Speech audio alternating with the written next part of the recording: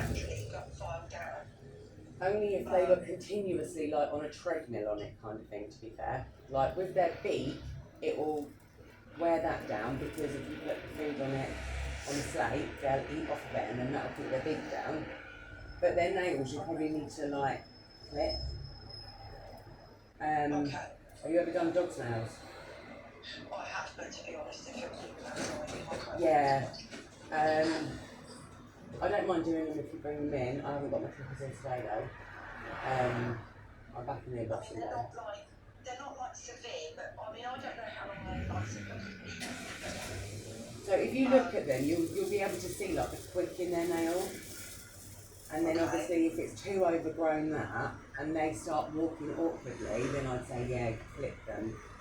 If it's not causing them issues and you're not like doesn't appear to be causing them issues or anything. Yeah, I just wanted to get on top of it before it did. Yeah. I mean they have their bath. Yeah.